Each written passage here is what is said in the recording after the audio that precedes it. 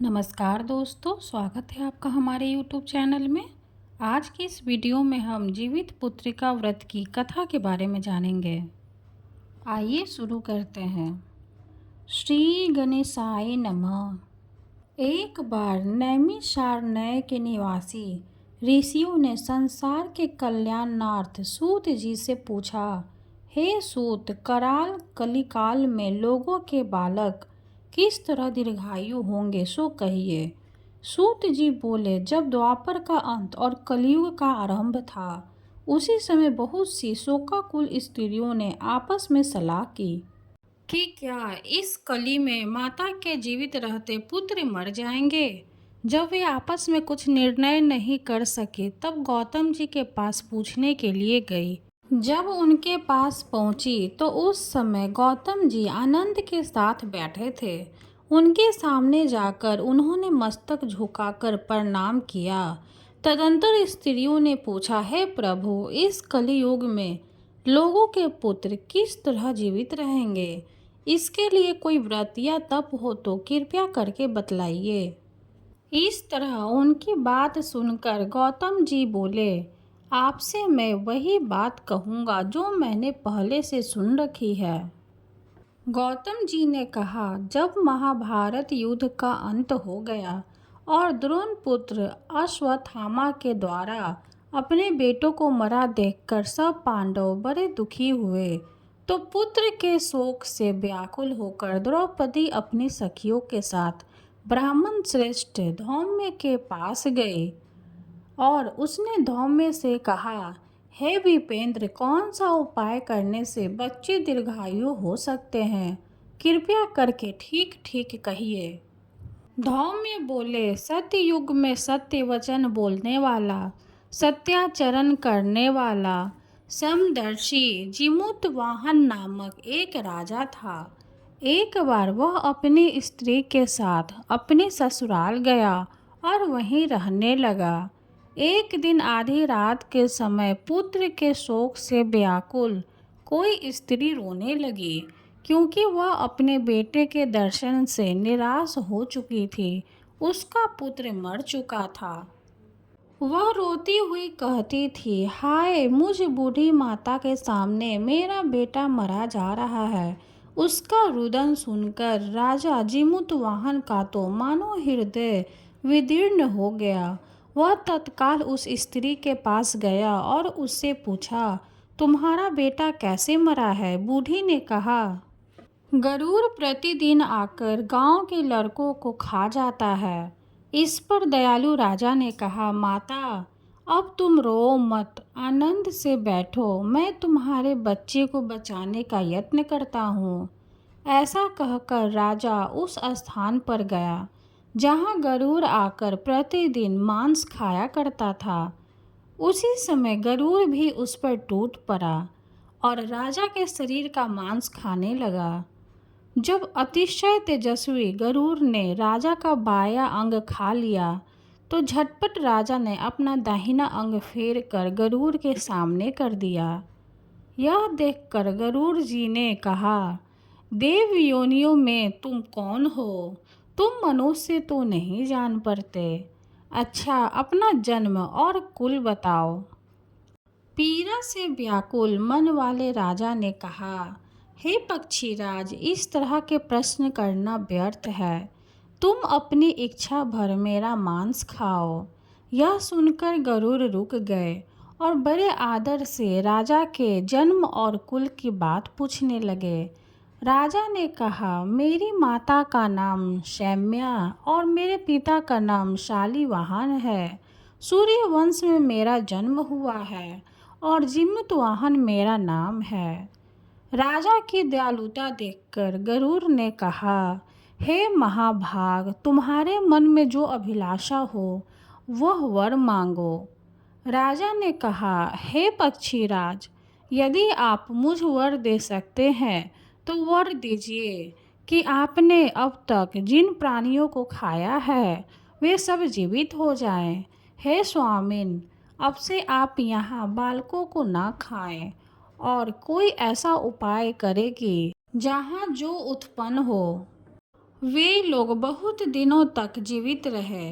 धौम्य ने कहा कि पक्षीराज गरुड़ राजा को वरदान देकर स्वयं अमृत के लिए नागलोक चले गए।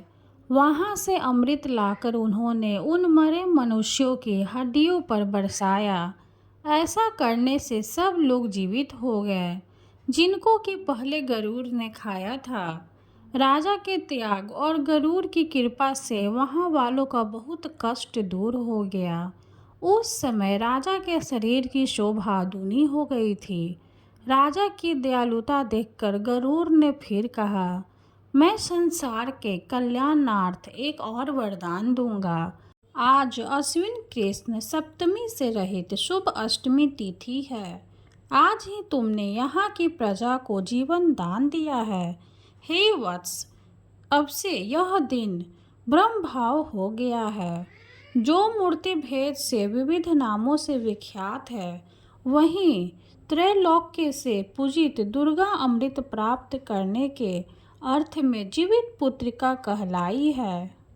सो इस तिथि को जो स्त्रियां उस जीवित पुत्रिका की और कुश की आकृति बनाकर तुम्हारी पूजा करेंगी, तो दिनों दिन उनका सौभाग्य बढ़ेगा और वंश की भी बढ़ती होती रहेगी। हे महाभाग, इस विषय में विचार करने की भी आवश्यकता नहीं है। हे राजन, सप्तमी से रहित और उदया तिथि की अष्टमी को व्रत करे, यानी सप्तमी वृद्ध अष्टमी जिस दिन हो उस दिन व्रत न कर शुद्ध अष्टमी को व्रत करे और नवमी में पारण करे। यदि इस पर ध्यान न दिया गया तो फल नष्ट हो ही जाएगा और सौभाग्य तो अवश्य नष्ट हो जाएंगे। जीमूत वाहन को इस तरह का वरदान देकर गरुड़ वैकुंठ धाम को चले गए और राजा भी अपनी पत्नी के साथ अपने नगर को वापस चले आए। धौम्य द्रौपदी से कहते हैं, हे देवी, मैंने यह अतिशय दुर्लभ व्रत तुमको बतलाया है। इस व्रत को करने से बच्चे दीर्घायु होते हैं। हे देवी, तुम भी पूर्वोक्त विधि से यह व्रत और दुर्गा जी का पूजन करो तो तुम्हें अभिलषित फल प्राप्त होगा। मुनिराज, धौम्य की बात सुनकर द्रौपदी के हृदय में एक प्रकार का कौतूहल उत्पन्न हुआ और पूर्ववासिनी स्त्रियों को बुलाकर उनके साथ यह उत्तम व्रत किया। गौतम ने कहा, यह व्रत और इसके प्रभाव को किसी एक चीही ने सुन लिया और अपनी सखी सियारिन को बतलाया। इसके बाद पीपल वृक्ष की शाखा पर बैठकर उस चीही ने और उस वृक्ष के खोते में बैठकर सियारिन ने भी व्रत किया। फिर वही चीही किसी उत्तम ब्राह्मण के मुख से यह कथा सुन आई और पीपल के खोते में बैठी हुई अपनी सखी को सुनाया।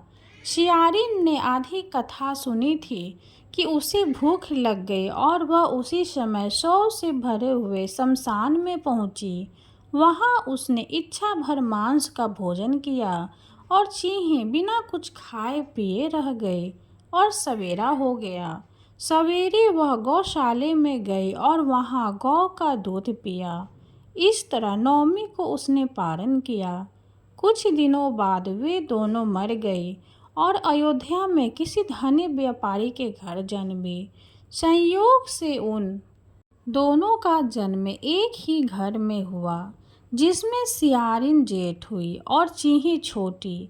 वे दोनों सभी शुभ लक्षणों से युक्त थी, इसलिए बड़ी लड़की काशी राज के और छोटी उसके मंत्री के साथ ब्याही गई। अग्नि के सामने विधि पूर्वक ब्याह गई। पूर्व जन्म के कर्म फल से वह मृगनयनी रानी हुई। जिस किसी भी संतान को उत्पन्न करती वह मर जाती थी और पूर्व जन्म की बातों को स्मरण करने वाली मंत्री की पत्नी ने अष्टवसुओं के सदृश तेजस्वी 8 बेटे उत्पन्न किए और सभी जीवित रह गए। अपनी बहन के पुत्रों को जीवित देखकर ईर्ष्यावश राजपत्नी ने अपने स्वामी से कहा कि यदि तुम मुझे जीवित रखना चाहते हो तो इस मंत्री के भी पुत्रों को उसी जगह भेज दो जहाँ मेरे बेटे गए हैं। अर्थात इन्हें मार डालो।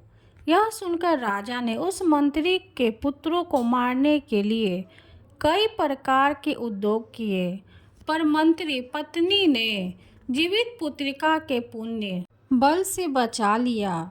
एक दिन राजा ने अपने आदमियों से उन पुत्रों का सिर कटवा कर पिटारी में रखवाया और वह पिटारी उनकी माता मंत्री पत्नी के पास भेज दिया, किंतु वे 8 सिर बेशकीमती जवाहरात हो गए और भले चंगे वे 8 लड़के अपनी माता के पास वापस चले गए। उनको जीवित देखकर राजपत्नी को बड़ा विस्मय हुआ। अंत में वह मंत्री की पत्नी के पास आई और उसने पूछा, बहन, तुमने कौन सा ऐसा पुण्य किया है जिससे बार बार मारे जाने पर भी तुम्हारे बेटे नहीं मरते?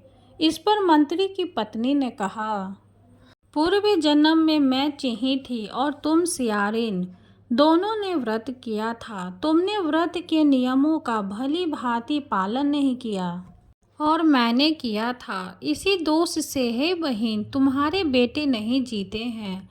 और राजा रानी, अभी तुम उस जीवित पुत्र का व्रत को करो तो तुम्हारे बेटे दीर्घायु होंगे। मैं तुमसे सच सच कह रही हूँ। उसके कथा अनुसार रानी ने व्रत किया, तभी से उसने कई बेटे सुंदर और दीर्घायु होकर बड़े बड़े राजा हुए। सूत जी कहते हैं कि सब प्रकार का आनंद देने वाला मैंने यह दिव्य व्रत बतलाया। स्त्री चिरंजीवी संतान चाहती हो तो विधि पूर्वक यह व्रत करें। कथा समाप्त हुई। वीडियो अगर अच्छी लगे तो लाइक कर दे, चैनल को सब्सक्राइब कर दे। धन्यवाद।